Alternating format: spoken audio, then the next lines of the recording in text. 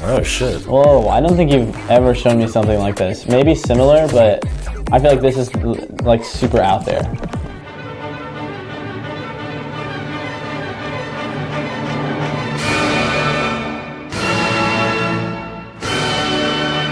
Can I hold the pumpkin? It's kind of dusty. You want one of these instead? No. You just want the dusty pumpkin? What if I hold it like this right above my face? That would be so funny. It's the pumpkin reacts.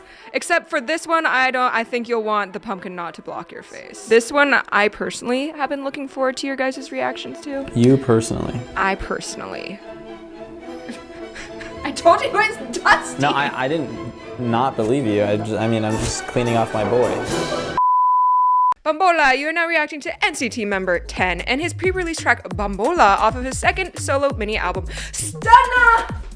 Stunner? Stunner. It's in all capital letters. So I'm a stunner. Bamboleo, a bamboleo. Confused dancing. The title Bambola, meaning doll in Italian, serves as a metaphor throughout the song. The lyrics depict 10 as a dominant and playful persona who manipulates and controls someone like a puppet. Okay, what's his thing with controlling people?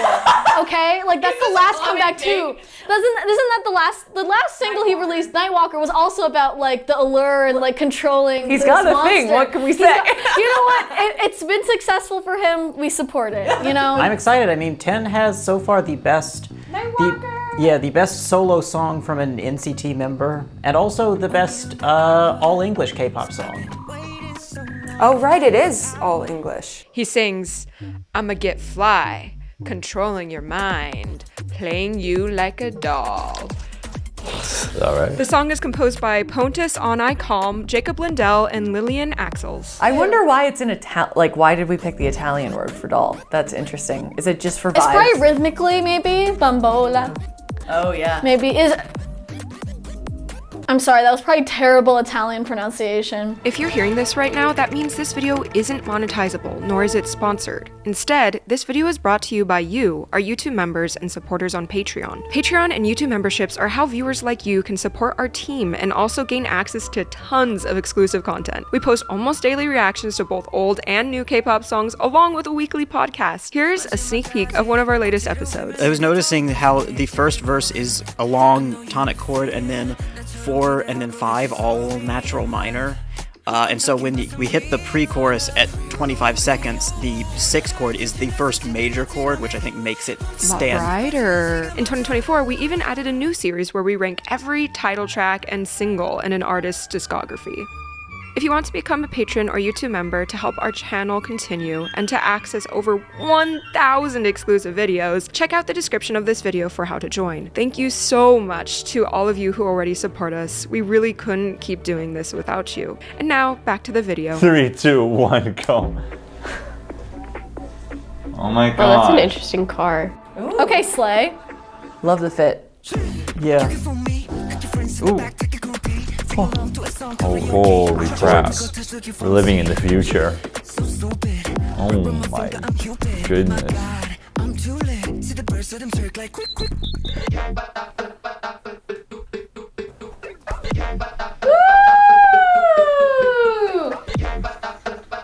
Whoa. Oh my god. Oh, Sick. Wow, this is so experimental. experimental. Oh shit. Whoa, I don't think you've ever shown me something like this. Maybe similar, but I feel like this is like super out there. Yeah. Ah, hello, melody There we go. and harmony. I'm trying to listen to what's in the background. It's hard. There's a lot going on back there. Is this toxic? Whoa! Wow. This is a crazy message. Sorry. Yeah. This is really cool, Emma.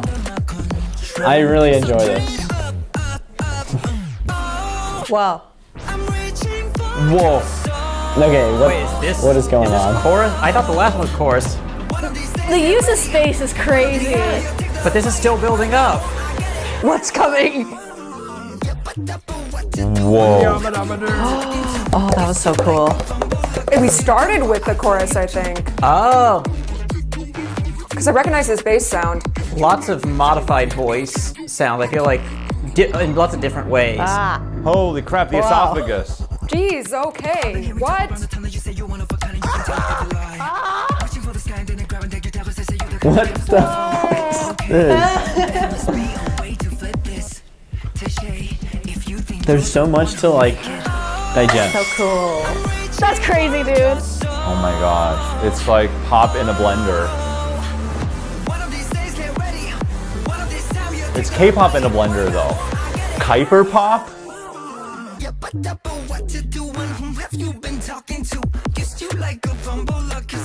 Okay, that's a different kind of drop because you have the bass, but you don't have the percussion coming until later. This is so spicy. Yeah.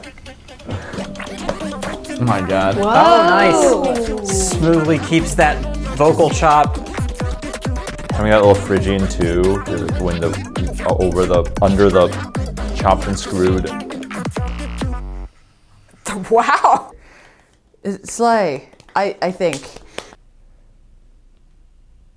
I still don't know what happened. Well, there's a lot to unpack there. This music video would send a Victorian child into cardiac arrest. That was a ride. That was a journey. I'm gonna need to listen to that 10 more times. I mean, of course it's amazing. First impression, solidly taking best song of 2025 so far. This is like one of the greatest songs I've heard this year.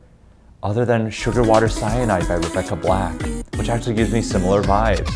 Just like taking pop and doing that with it. I feel like I've been chopped up and like put into a blender and been made into like delicious soup. Oh.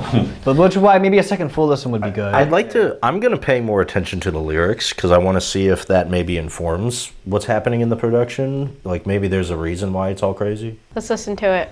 3, 2, 1. This is still giving me Whiplash vibes at the beginning. Boom, boom, boom, boom.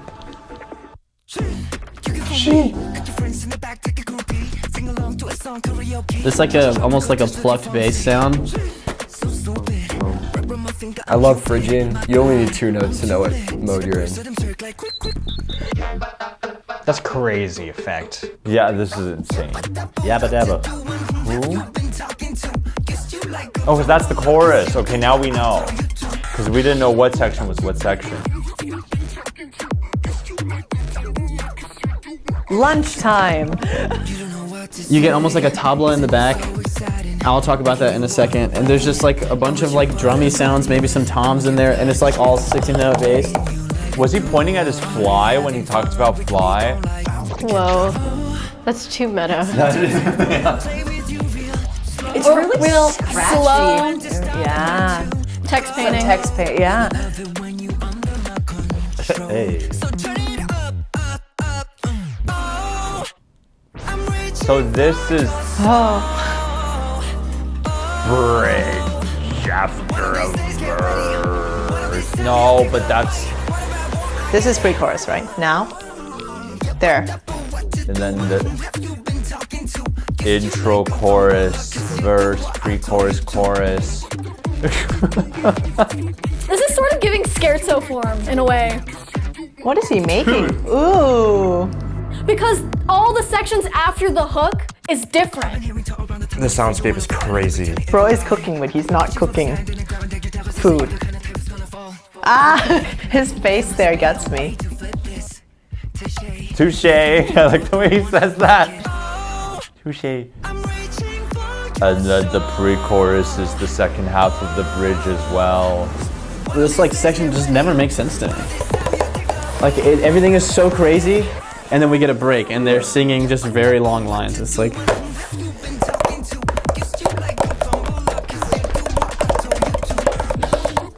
I feel like I need bass boost. The dance is so cool. And there's the outro. Wow. It's nice to have some, like I knew this song was structurally relatable, but it's really neat to be able to, yeah, grab it like that. Dude. I still don't know what happened. 3 listens. That was the second listen with no pausing. Can I go and pause now? You want to say something? No, I'm good. All right. Yeah, it starts off very normal. I like from right from the beginning, there's the it like is voices, which foreshadows like how much of this song, the sound design of this song is gonna be about editing voices. I love his like, he has like a perfect kind of like swagger in the inflection of delivery of a lot of these bars. He's got like, yeah. His tone is in this like airy mid-range spot where it was like, it's comfortable, but it's like whispering into someone's ear. Dum bum bum bum bum bum bum bum. I'm spooky. He is very relaxed in his delivery. It's like, this is very easy for him. But if I was thinking myself like rapping over this, I'd be stressed the f*** out. Like this is a stressful beat. Like all of this is very stressful. So it's kind of pretty skillful rapping, I would say. I think so. The singing didn't really stand out as anything super special. It was kind of more his like rapping and just kind of like the attitude he was displaying in his voice over something like this. I mean, for a production piece to be as surprising and, you know, all over the place, it kind of requires him to just go with it and not try to like come off as like, you know, pop star, rap star, just kind of just like, let's go with the insanity going on in the production here. And why is it a stressful beat? Just because there's so many different... It's hard to tell where the actual groove is. Like, we know. Because you know, because you're percussionist. We're like, you know, the best of the best. I mean, if I didn't know anything about rhythm and I'm just a casual K-pop listener who hates on people who are trying to grow mustaches. Bringing this up on every single reaction. Then I might not know where the beat is, just because there's so much going on and there's so many different sounds and there's so much syncopation, and it would throw me off as like 70 beat ones. Like, this is awesome though. Okay, this spot. Yeah. Let's just talk about it. Most appropriate use of robot dance in any like song. Maybe it's not even slowed down. I don't know. It's at least laid back. It's gotta be.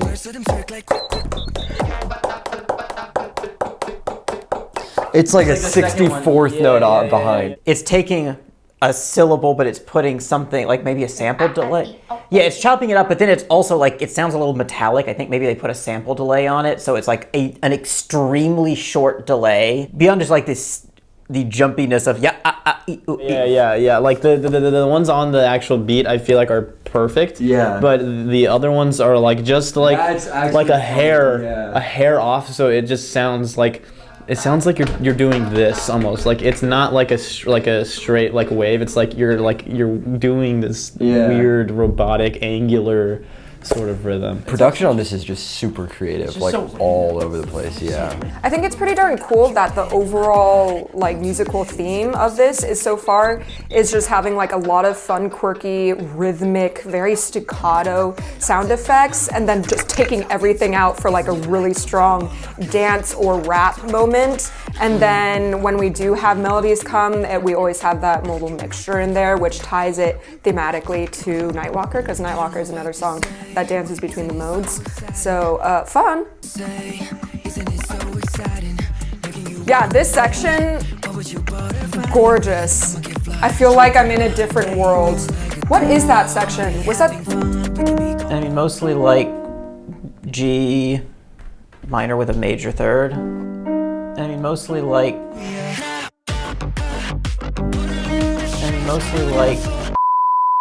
I really like how the verses have such sultry vocals, and it's all kind of in that lower atmosphere. He's resonant enough. It's like smooth and sultry. I like the tone of it. Yeah, he's resonant enough to like give you that full voice. It really makes you feel like you're being like seduced. You're being played with, for sure. The subject matter is definitely like not relatable to me. It struck me, the second listen, it definitely struck me as more like playful than manipulative. I'm just not a fan of that vibe though. And I understand if it is going for like the playful thing, obviously that's fine. Like, you ever see those like villains in like movies that are just so insane that they're laughing? It's kind of like, you know, like the old cliche kind of witch laugh.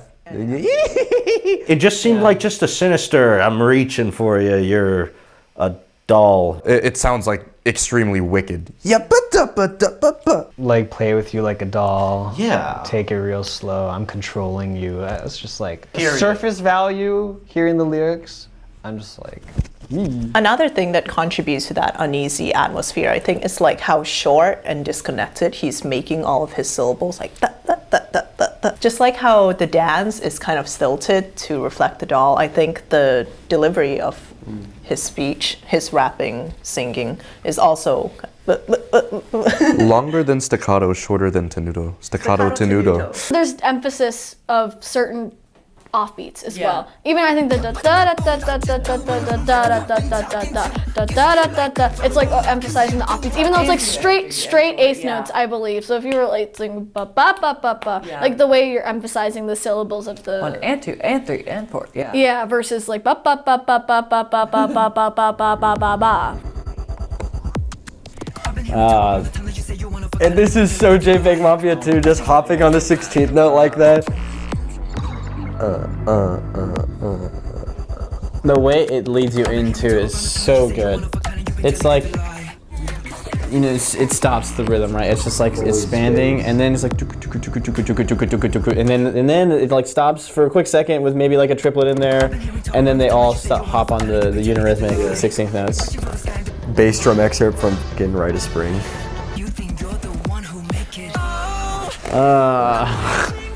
This is killing me. I think there's just so many synths going on that it can be a little bit of a mental overload, which again is not a bad thing. Yeah, it's not. It's exactly what he's going for. This is, I think, the weirdest part of the entire composition. It's like, why? It's like the same thing with like the robotic voice earlier, where it's just like you're finally starting to understand what's going on, and then you have this crazy crap, and then something normal comes back, and you're finally starting to understand. And then this is so different because I think the other section was at least a little relatable to everything else because it was sort of arrhythmic and it kind of threw you off. But this one is like, it's just like everything is expanded, you know what I mean? It's kind of like you're zooming out to a more spacious view and zooming back into more of a rhythmic view. It's not that I didn't like it, I was just confused on the musical decision of this, but Did it have to do something with the fact that, you know, he's enjoying him, it's like controlling? I'm not gonna lie, I don't even remember what the script said. I'm not gonna lie, I don't even remember what your script says. I guess that could be some sort and of also like it's all in painting. English, so nothing to stop you from. There's so much going on. I wouldn't be able to. I need to listen to this at least 10 times. Definitely did not catch any of the lyrics. There was too much camera work and you can write too like much an essay on this. Hey, there's just so much stuff going on. There have been 100-word dissertations written about less complex music. This is definitely a great like first reaction shocker one because it's like once you know what's going on, like you can't listen to this for the first time ever again. Because when you listen to it the first time, I think there's a lot more things that stood out to me because there's a lot of subversion of expectations. And now that I've listened to it again, I know what's coming. Also, the more I listen to it and the more I just kind of like groove with the bass, I'm like, okay, this is, I can work with this. I could listen to this in the car and probably too much weight on the gas pedal without thinking about it. Oh yeah, also like all of those chords, they're also sliding around, but it is all like voice derived in that. And also harmonically, pre-chorus.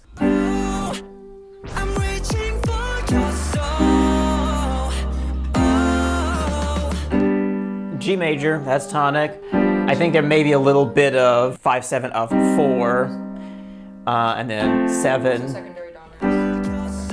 And actually, the main chord at the beginning of the One of These Days is actually just like a C add 2, but it's like but it's like in this type of like spread, and so it actually sounds like there's a lot of tension. Really crazy. Oh, the melody for it's like over, yeah. Yeah, whoa, I didn't realize that. While she's going, one of these days, they're ready. The melody for it's It's like underneath it. Oh my god. I forgot this What? happened. Okay, wait, where did this hi-hat come in? So good every time! That's so cool. Okay, so the voice right before that's singing the melody, like the I think it's him as well, but it sounds like he's like kind of choked up with some sort of voice filter on. It's like at the end of this phrase, it starts singing in 16th notes, and they pitch the voice up and it choke it up even more, and then transition it into a hi-hat. He's here, and it's starting to close, and then the hi-hat just picks it up right here and comes out. So it's like it almost sounds like a seamless transition. Oh yeah, and there's still they've done an even more severe filter and like also like changed the envelopes so that they're more percussive. I have so many positive things to say actually about the approach here. I do too. Like the video, the composition, the direction, even the performance. Video and the performance. I like how the expression of his face is like part of the choreography. Like it's so important. It kind of gives that like voodoo effect. Like if he contorts his face, maybe that's like the contortion of his victim. You know? No, but I know of him only as a dancer for the most part, because I definitely have seen him dance before. The Billie Eilish song where there's a big tree in the middle. Do you know what I'm talking about? But where I'm going with this is like I think rhythmically, like obviously his dancing is a strong suit because he's doing some funky, very cool things. Yeah, in a lot here. of mixes like, dances But you too. need the funky sounds to have the funky dances, or else it kind of just it doesn't work as a performance. It sounded like an exercise in production. Yeah, kind of more so than it's like we're writing a song. But what a killer production job. It just kind of forces you to accept everything that's kind of coming your way.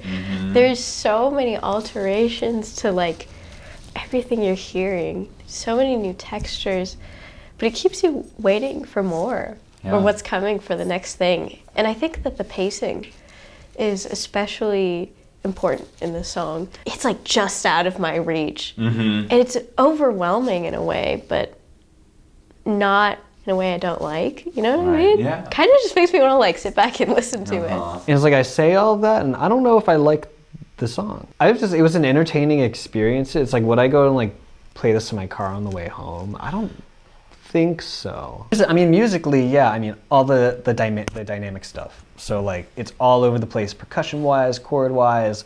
It's taking you for a ride, you know, it's jostling you around and everything. And I think that kind of adds to the playfulness of it a little bit. Now, I've seen kids play with dolls before, and they're pretty crazy. They'll play with it, and then all of a sudden they'll throw it against the wall. And then they'll pick it up and love it so that it feels better, and then throw it again. What an The observation. production of this, I'm just saying, all this puppetry and this doll stuff. This is brilliant. This is brilliant. Yeah, I mean it's everything I love about like what pop music can do. It just doesn't feel the need to sit in one box. It doesn't even feel the need to sound nice. Like that's not the point of all music. It's like it sounds really jarring and it's really uncomfortable. But it does it in kind of like a really stylish way, which is what I like. Technology is one of those things that can be used in a very good or bad way, in music at least. And some people pull it off and some people don't.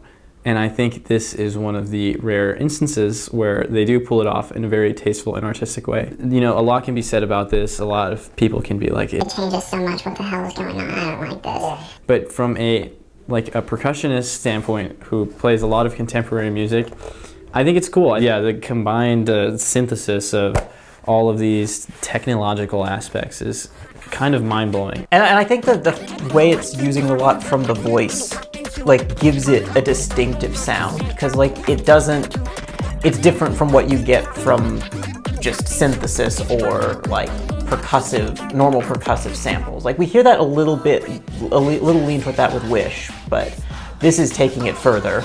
It's almost like polystylism, which is like a very postmodern music kind of term, where like people got fed up with the idea of being placed in like one box stylistically. So the kind of allure of that like type of music is that it just jumps. And like polystylism, it's really big in contemporary classical music, but there also is like it does have its roots a lot, I want to say, in rap. Like there's a lot of really great, like I said JPEG Mafia like 50 times during this, but that's because JPEG Mafia is like, when I think polystylism in rap, that's what I think of. It's like, they'll go from having a sample that's like the most bland pop song you've ever heard, and then like put that against like the most crazy, like all over the place like beat that you've ever heard before. And this is very similar kind of idea, like using samples in a way that's so out of where it feels like they should be. But that's kind of what makes it cool and creative. This type of Khyper-Pop, as I'm now calling it, they give you a sense of like freshness and like experimentation, but they also make you feel like you're like a little in danger. There's a little bit of that like you're on the edge type feeling, which when handled correctly, I guess I got handled by his BAMBOLA. I'm the BAMBOLA. I am the BAMBOLA. That's right. Feels good. Feels pretty a-okay. To be handled by yeah, 10. let's do it again sometime. 10 out of 10 would do again. Yeah, that's right. Nice new chord progression. It goes from bright to dark really quickly. I like the. Okay. Now we're on E, I think.